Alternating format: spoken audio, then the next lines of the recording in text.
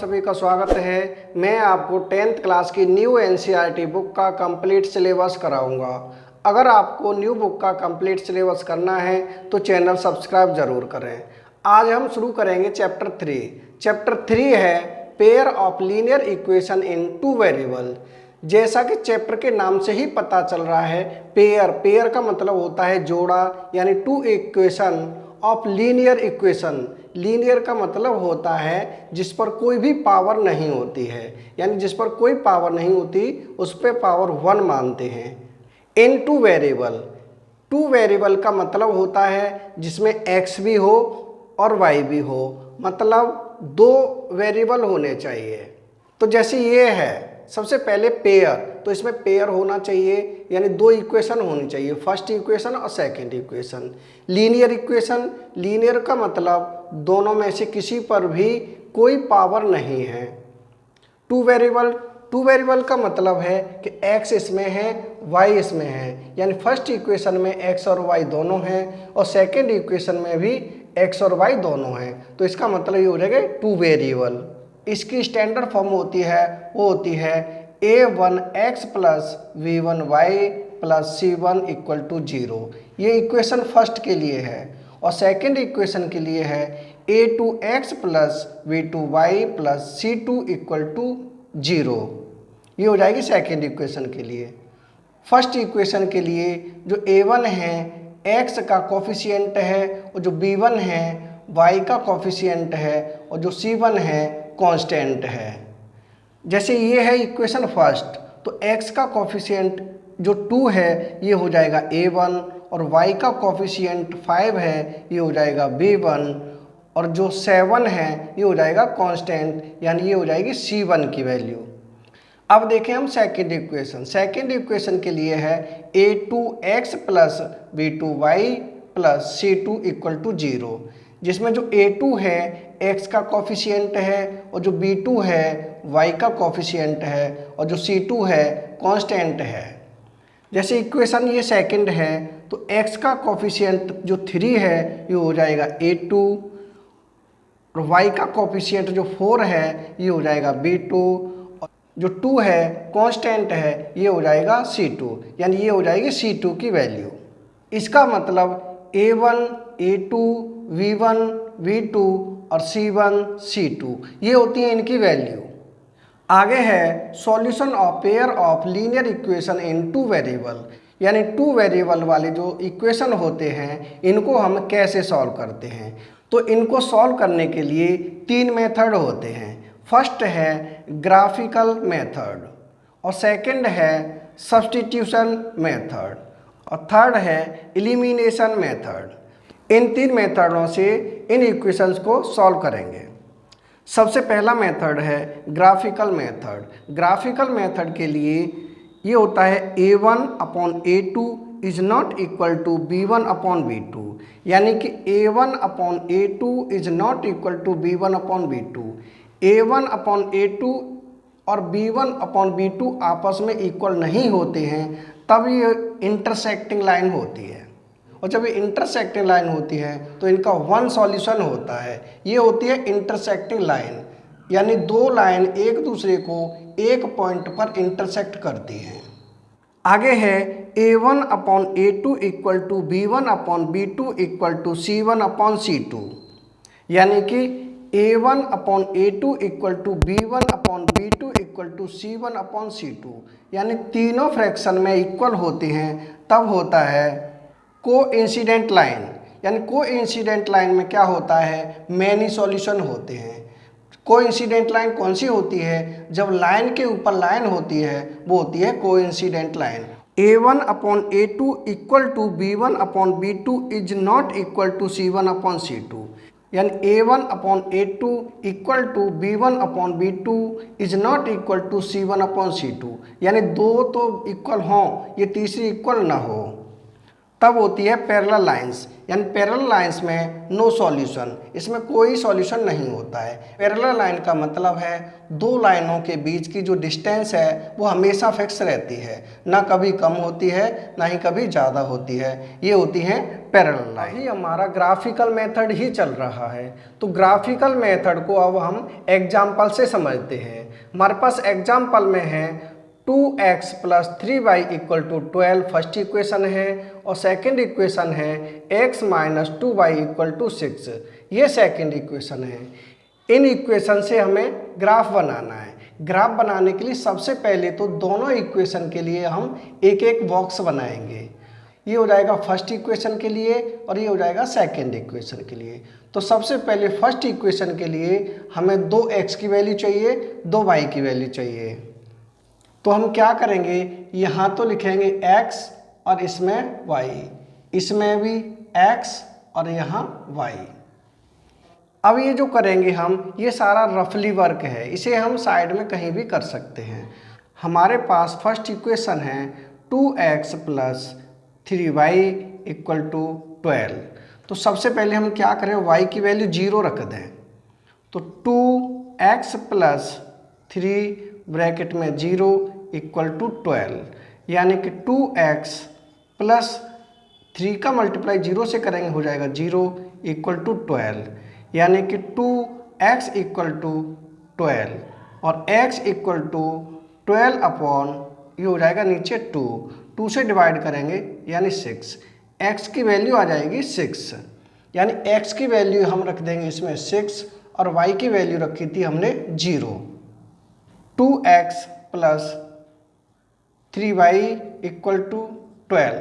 दूसरी बार में हम रखते हैं x की वैल्यू 0, तो 2 ब्रैकेट में कर देंगे 0 + 3y = 12, ये हो जाएगा 0 + 3y = 12, यानी y = 12 अपॉन 3 से डिवाइड करेंगे 3 बन जा 3 4 जा 12, यानी y की वैल्यू 4। इसे हम इसमें रख देंगे, y की वैल्यू 4 आए और जब x की वैल्यू हमने रखी थी 0। ये हो जाएगा फर्स्ट इक्वेशन के लिए। ये सारा हमारा रफ वर्क है। अब सेकंड इक्वेशन है x - 2y = 6। तो सबसे पहले हम y की वैल्यू रख रहे हैं 0, यानी x माइनस के 2 ब्रैकेट में कर दें 0 = 6, यानी कि x 2 का मल्टीप्लाई 0 से करेंगे तो 0 = 6, ये हो जाएगी x की वैल्यू हो जाएगी 6। तो इसमें हम रख दें सेकंड इक्वेशन के लिए है x की वैल्यू है 6 और y की वैल्यू रखी हमने 0।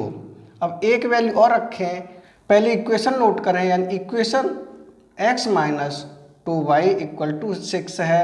अब की बार में हम x की वैल्यू रखेंगे 0, तो यहाँ रख दिया 0 - 2y = 6, ये 0 हो चुका है, यानी माइनस के 2y = 6 और y = 6 अपॉन -2 से डिवाइड कर देंगे, 2 बन जा 2 2 3 जा 6, यानी -3। y की वैल्यू आ जाएगी -3, तो यहाँ रख देंगे -3 और x की वैल्यू हो जाएगी 0। ये सारा हमारा रफली वर्क है। अब इसका ग्राफ कैसे बनाएंगे, जैसे फर्स्ट इक्वेशन के लिए है हमारे पास x की वैल्यू है 6 और y की वैल्यू है 0, तो x की तरफ हम चलेंगे 6, यहाँ होगा, y की तरफ चलना है 0, इसका मतलब चलना ही नहीं है। x की वैल्यू 6 और y की वैल्यू 0 कहाँ होगी, यहाँ पर होगी। दूसरा है x की वैल्यू है 0 और y की वैल्यू है 4, यानी x की वैल्यू है 0 और y की वैल्यू है 4, तो x की तरफ चलना ही नहीं है, y की तरफ चलेंगे 4, 1 2 3 और 4, यहाँ हो जाएगा। यहाँ के पॉइंट हैं ये 6 और 0 और यहाँ है 0 और 4। दूसरे इक्वेशन में देखें x की वैल्यू है 6, y की वैल्यू है 0, तो x की वैल्यू 6 और 0 यहाँ आ चुकी है, हमें दोबारा नहीं लिखनी है। दूसरी बार में x की वैल्यू 0 और y की वैल्यू -3, तो x की वैल्यू 0 इस साइड यानी यहीं रहेगा y की वैल्यू है -3, तो -3 होगा y की वैल्यू नीचे, यहाँ हो जाएगा, यहाँ हो जाएगा 0 और -3। उसके बाद हम इन दोनों को मिला देंगे,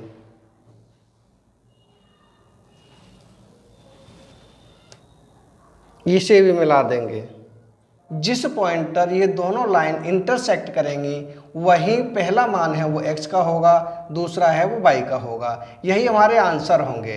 ये हो जाएगा ग्राफिकल मेथड। ये ग्राफिकल मेथड आपका कंप्लीट हो चुका है। इससे पहले हम ग्राफिकल मेथड सीख चुके हैं और सेकंड नंबर पर है सब्स्टिट्यूशन मेथड। यानी सब्स्टिट्यूशन का मतलब होता है प्रतिस्थापन। जैसे कि हमारे पास दो इक्वेशन हैं, तो पहले इक्वेशन से या तो हम x की वैल्यू निकालें या y की निकालें और सेकंड इक्वेशन में रख देंगे, या फिर सेकंड इक्वेशन से x या y दोनों में से किसी एक की वैल्यू निकाल के फर्स्ट इक्वेशन में रख देंगे और उसे सॉल्व कर देंगे। वही होता है सब्स्टिट्यूशन मेथड। तो इसे हम देखते हैं कैसे सॉल्व करना है। तो हम फर्स्ट इक्वेशन लेके चल रहे हैं। हम लिखेंगे फ्रॉम इक्वेशन फर्स्ट, यानी कि फर्स्ट इक्वेशन से। फर्स्ट इक्वेशन है x प्लस के y इक्वल टू 14। तो यहाँ से हमें या तो x की वैल्यू निकालनी है या y की निकालनी है। तो हम निकाल रहे हैं यहाँ x की वैल्यू, यानी x इक्वल टू 14 ऑलरेडी है, y को दूसरी साइड ले जाएंगे तो हो जाएगा -y। ये हो जाएगी इक्वेशन थर्ड मान है इसे। अब x की वैल्यू को हम इक्वेशन सेकंड में रख देंगे, तो हम लिखेंगे substitute the value of x in equation second. यानी सेकंड इक्वेशन है हमारे पास x माइनस के y इक्वल टू 4। तो जो x की वैल्यू है वो हमारी आ चुकी है 14 माइनस y। तो यहाँ x की जगह पे हम रख देंगे 14 माइनस y माइनस ये y है इक्वल टू 4। अब माइनस y और माइनस y ये हो जाएंगे माइनस के 2y इक्वल टू 4, और इस 14 को दूसरी साइड ले जाएंगे तो हो जाएगा माइनस के 14। इससे आगे हम यहाँ सॉल्व कर देते हैं, यानी माइनस के 2y इक्वल टू है माइनस के 14 है और प्लस के 4 है, तो यहाँ बचेगा माइनस के 10। माइनस से माइनस कट जाएगा, ये बचेगा 2y इक्वल टू 10, यानी कि y इक्वल टू 10, 2 है अपॉन में आ जाएगा, यानी 2 बन जा 2, 2 5 जा 10, y की वैल्यू आएगी 5। अब y की वैल्यू को हम इक्वेशन फर्स्ट में भी पुट कर सकते हैं, सेकंड में भी पुट कर सकते हैं और थर्ड में भी पुट कर सकते हैं। तीनों से आंसर वही आएगा। तो हम y की वैल्यू इक्वेशन थर्ड में पुट करेंगे। Put y equal to 5 in third. अब हमारी जो थर्ड इक्वेशन है वो है x equal to 14 minus y. तो x इक्वल टू 14, y की वैल्यू हमारी आ चुकी है 5, तो यहाँ रख देंगे 5, यानी कि x इक्वल टू 14 में से 5 माइनस करेंगे, ये हो जाएगा 9, यानी x की वैल्यू आएगी 9। हमारी y की वैल्यू आ चुकी है 5 और x की वैल्यू हो गई 9। ये हो जाएगा सब्स्टिट्यूशन मेथड। दो मेथड हम सीख चुके हैं। तीसरा मेथड है एलिमिनेशन मेथड। एलिमिनेशन मेथड से हम कैसे सॉल्व करते हैं, जैसे हमारे पास वही 2 इक्वेशन हैं, इनको हमें सॉल्व करना है एलिमिनेशन मेथड से। तो एलिमिनेशन मेथड के लिए हम दोनों इक्वेशन में से या तो x को काटना होता है या y को काटना होता है। उसके लिए हमें या तो x को इक्वल करना होगा या y को इक्वल करना होगा, लेकिन इसमें ऑलरेडी इक्वल दी हुई है, यानी हम मान के चलते हैं y को काटें तो एक प्लस में है एक माइनस में है और केवल y है, तो यानी y से y कट सकती है। तो हम सीधा लिखें, हम लिखेंगे adding equation first and second, यानी फर्स्ट और सेकंड को जोड़ने पर। तो हमारे पास जो फर्स्ट इक्वेशन है वो है x plus y equal to 14, ये हो गई फर्स्ट इक्वेशन। और जो सेकंड इक्वेशन है वो है x minus y equal to 4, ये है सेकंड इक्वेशन। अब इन्हें हम ऐड करेंगे तो x और x ये हो जाएंगे 2x, यहाँ है y प्लस के y माइनस के, यानी एक दूसरे से कट जाएंगे। इक्वल टू क्या बचेगा 14 यहाँ है 4 यहाँ है, यानी 14 + 4 ये हो जाएगा 18। हम लिखेंगे x इक्वल टू 18, जो 2 है आ जाएगा नीचे, 2 से इसे डिवाइड कर देंगे, 2 × 1 = 2, 2 × 9 = 18, यानी x की वैल्यू आ जाएगी 9। अब x की वैल्यू को हम इक्वेशन फर्स्ट में भी रख सकते हैं और सेकंड में भी रख सकते हैं, तो इसे हम यहाँ सॉल्व कर दें। लिखेंगे put x = 9 in equation first, यानी कि x = 9 इक्वेशन फर्स्ट में रखने पर, तो हमारे पास जो फर्स्ट इक्वेशन है वो है x + y = 14।